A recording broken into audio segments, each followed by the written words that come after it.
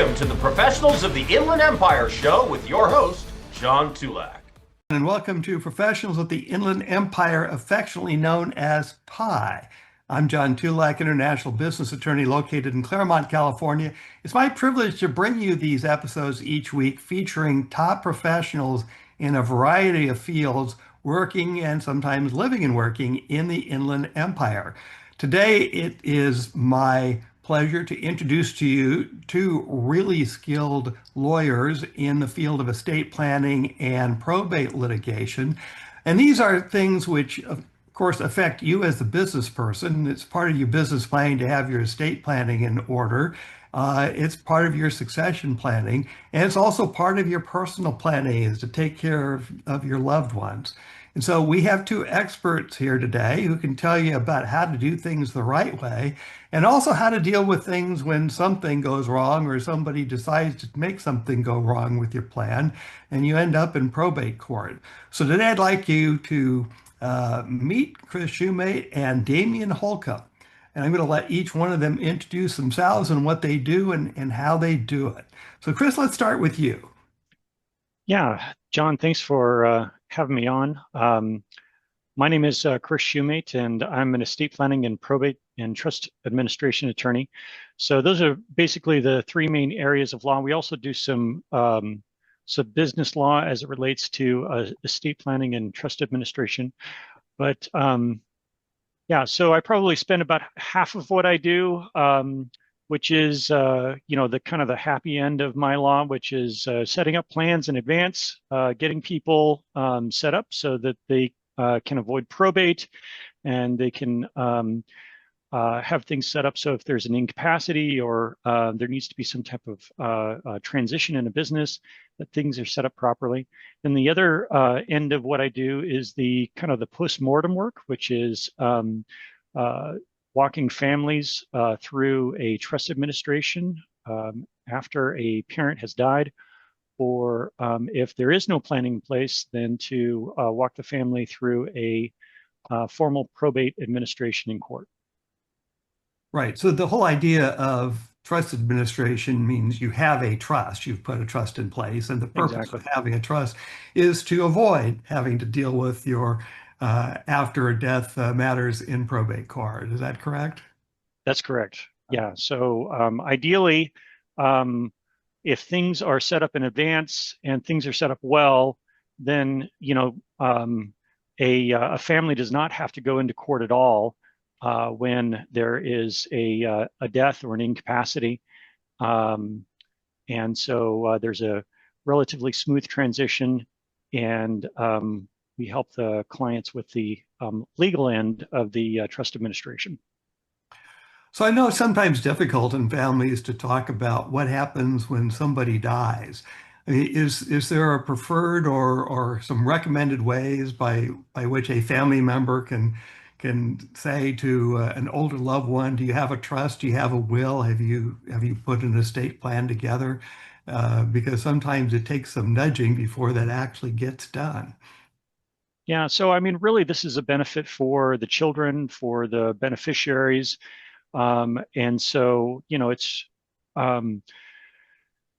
great for the parents to think of this themselves, but it's also really important for the kids to be thinking about this as well, because, I do all of the probates in the office, and nobody at the end of a probate comes to me and says, hey, gee whiz, Chris, you made this, really easy. Thank you so much. That was a, smooth probate administration. It's awful every single time. And we do it day in and day out. We're good at what we do.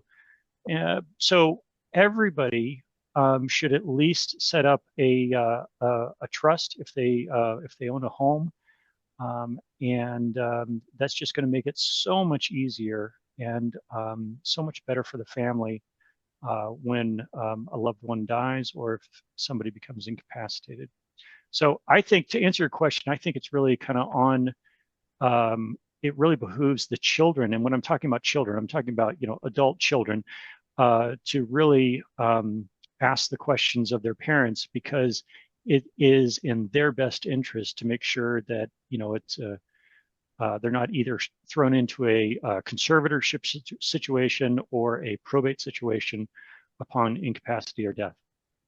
Yeah, I've seen over and over with the business clients I represent that sometimes the matriarch or the patriarch or both don't want to talk about their finances Mm-hmm. and their holdings with their children, whether some of those children might be in a family business or not. I know that's kind of a general thing. It just how much of the population, at least in the business population, falls in that kind of hide the ball group. Yeah, I would say that business owners probably fall in that group a little bit more than the most. Business owners tend to be, forward thinking. They're thinking about the future as far as, expanding their business, growing their business, and they don't want to think about their mortality. They don't want to think about what happens when they die. And so, yeah, I mean, even when we have clients who come in the door, sometimes, they don't even complete the documents, and then they end up,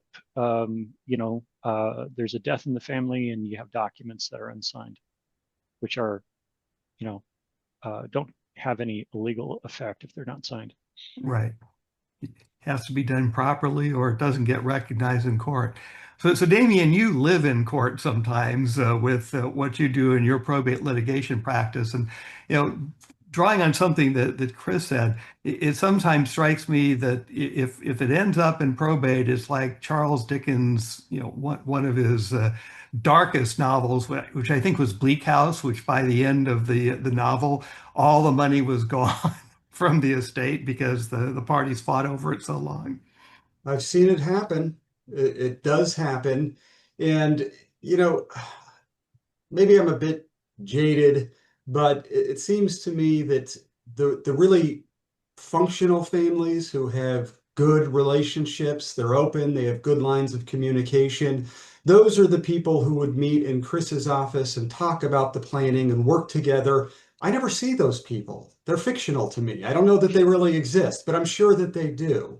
The people who wind up in my office are people who either don't have a plan or there's some change to a plan late in life, or sometimes, probably more often than not, some of those parents who are very, closed-lipped, they don't like to talk about their finances. They decided that maybe they don't want to leave anything to a child because that child didn't assist with their care, didn't help them, never played by the rules, and so they get excluded. But if they're excluded, they're upset. And inevitably, they're not happy with the plan that was prepared by the parents, and they want to challenge that plan or challenge the actions of a sibling or something. Unfortunately, there's many ways to try to get around even the best laid plans. And it's of And course, John, I don't think that Damian got to introduce himself as far as no, who he is. we're coming back to that because I just wanted to go with the Bleak House reference before I forgot it. So Damian, tell us about who you are and how you got into this very interesting specialty field. Yeah, my name's Damian Holcomb. I'm a trust and estate litigation attorney, and it's a relatively small bar. I started my practice in 2005 doing civil litigation, doing business litigation, partnership disputes, the type of litigation that a lot of attorneys handle, especially in LA, where my office is based. And it was many, many years ago, maybe around 2008, I took a case that had a trust component. It was a very typical type of civil litigation, but it was in probate court because the asset that was being fought over was held in a trust. And it introduced me into probate court. And since that date, it's become the largest percentage of my practice is in trust and estate litigation.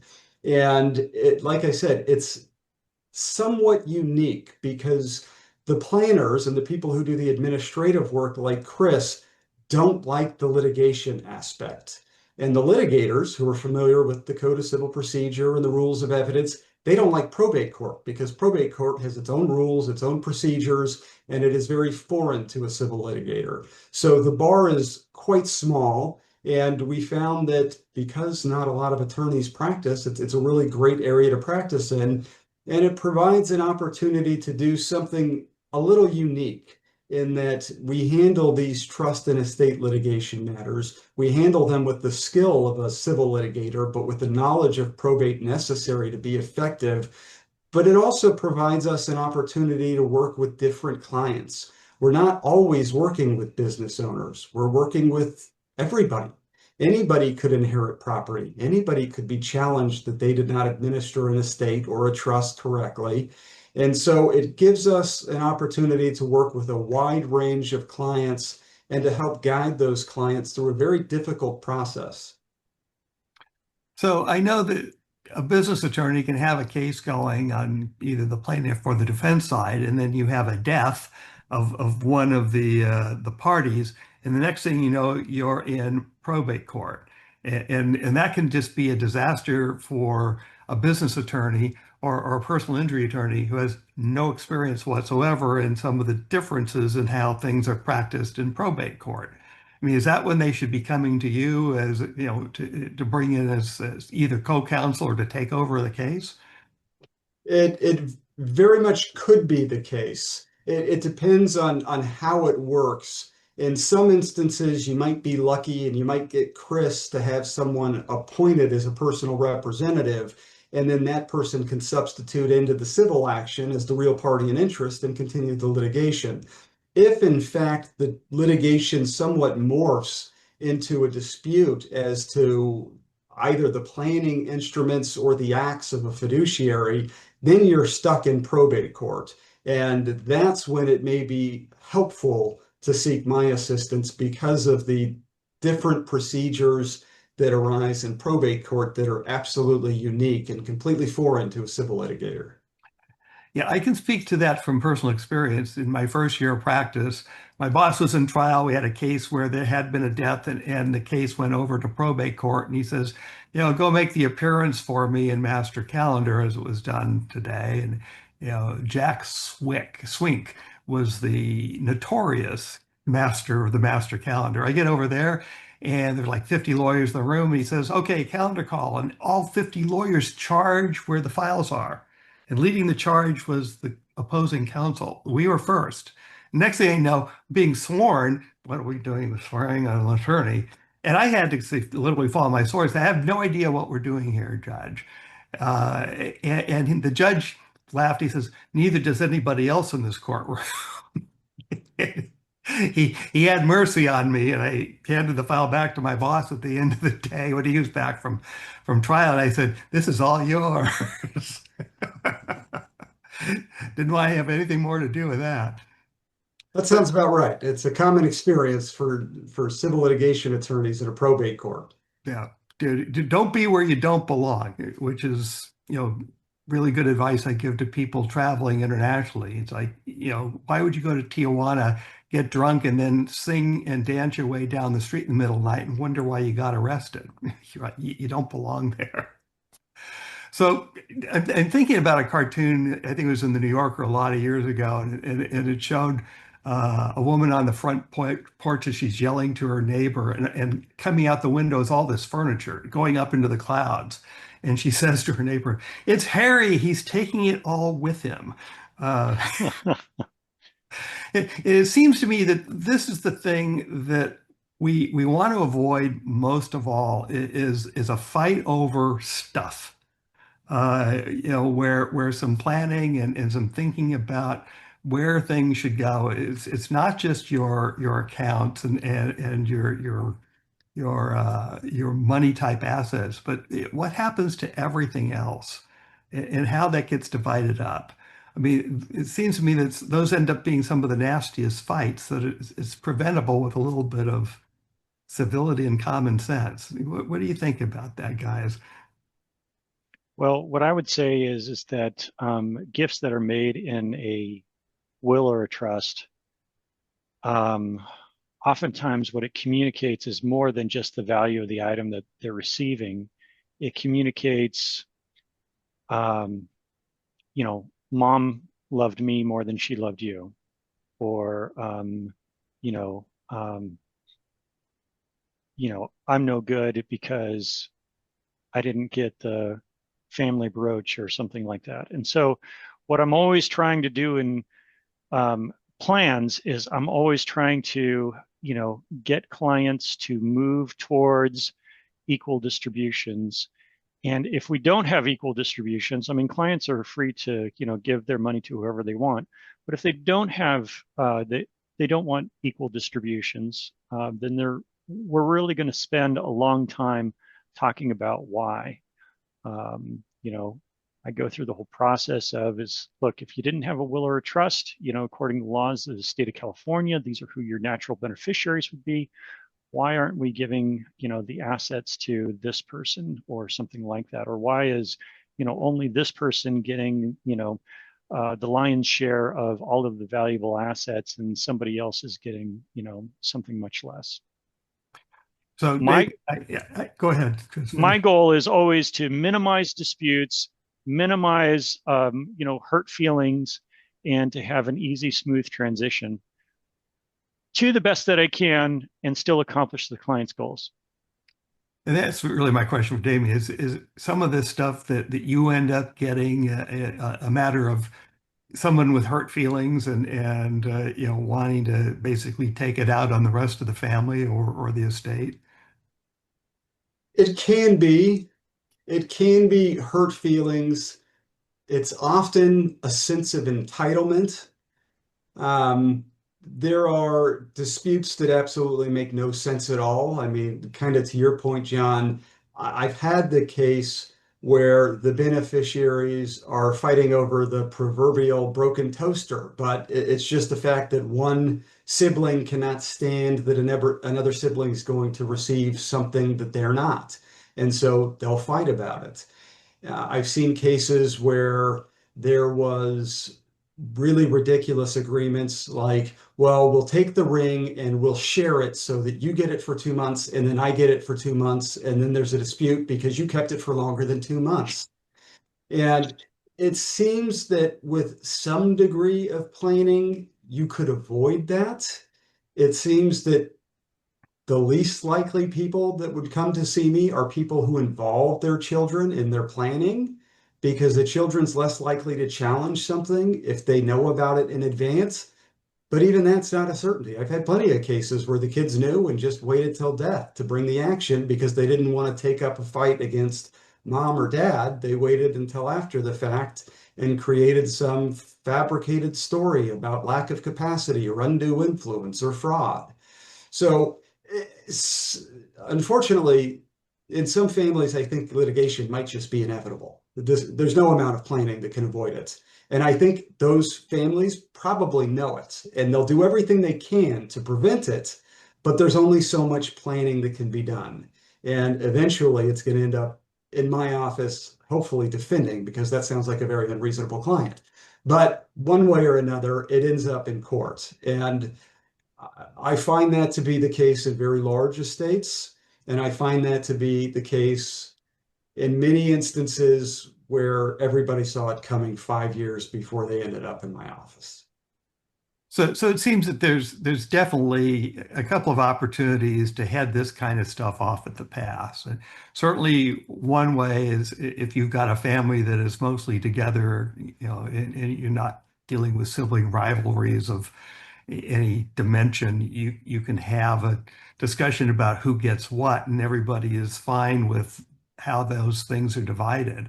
And then it's written up that way, either in the trust or I guess subsequently, or as a part of that. You can have some instructions with that kind of division that everybody is signed off on.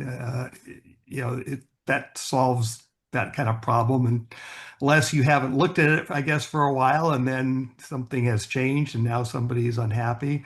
Again, that goes to a question I was going to ask anyhow. So if you have a trust, it's not like you're done. You should be looking at that from time to time, right? As your assets or other circumstances change, grow, diminish.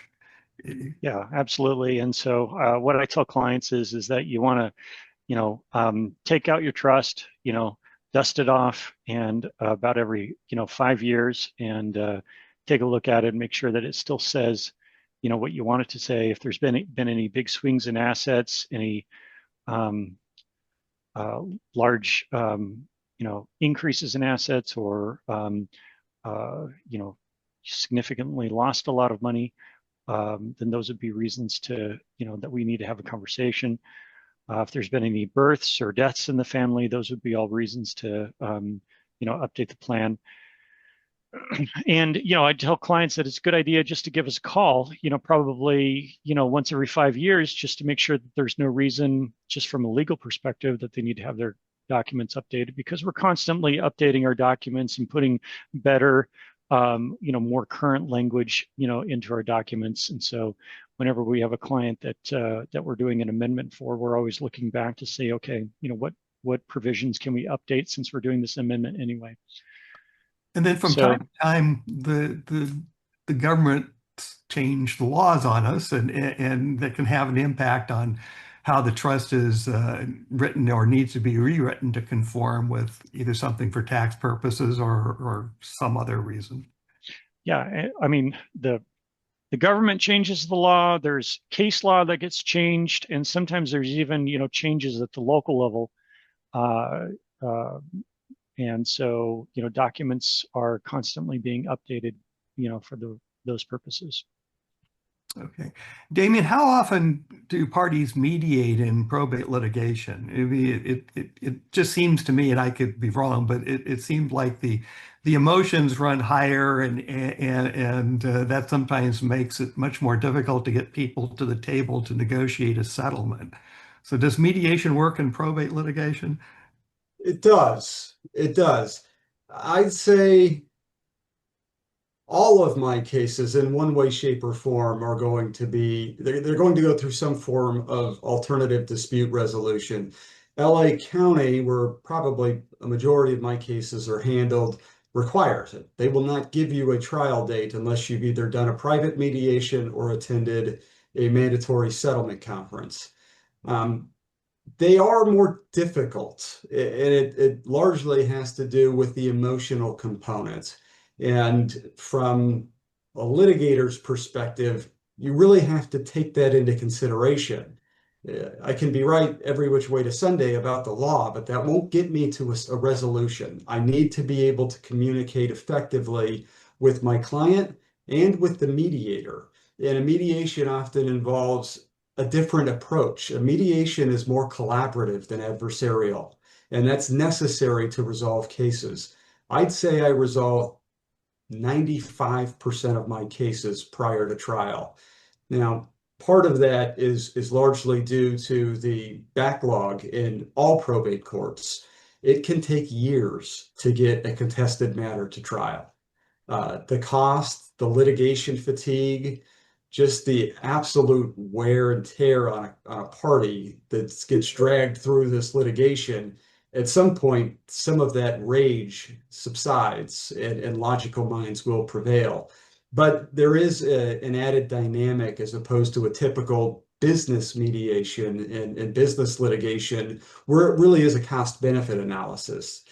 There's a lot more listening done in a mediation of a contested probate matter. Oftentimes, a client feels that they have to be heard before they're willing to move on. I think that's true in any kind of dispute. The parties all have what I call a set piece story. And until they tell that story, there's usually not going to be any progress made. But the one nice thing is the mediator's always going to listen to that set piece. And after that, then it's possible to make some real progress usually.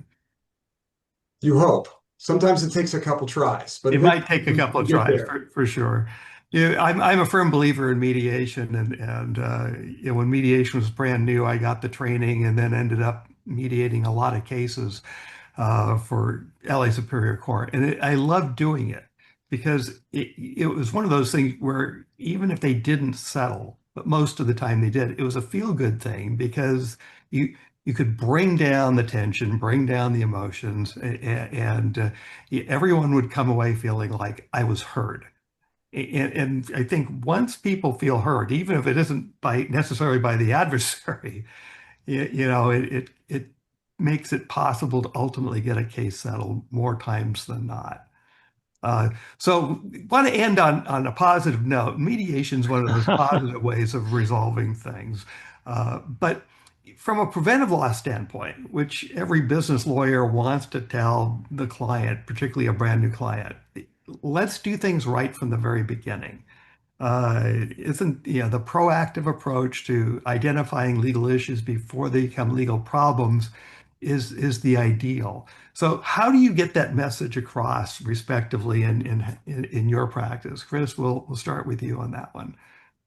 Well, the very easy thing that that I kind of talk about, day in and day out is that probate takes about 1.5 to 2 years.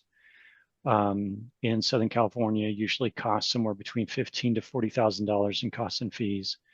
So that's why everybody, even if the family is the most cohesive family in the world, should set up a trust. If they own real estate, if they have any type of significant assets, getting the plans done in advance, having a plan done in advance is absolutely going to be the best practice. When there is no plan in place and somebody dies, it is awful for the child or the beneficiary. There is a huge amount of chaos. They're having to plan for the remains. They're having to plan for a funeral, and they have no idea what's going on, where anything is, how to get access to anything.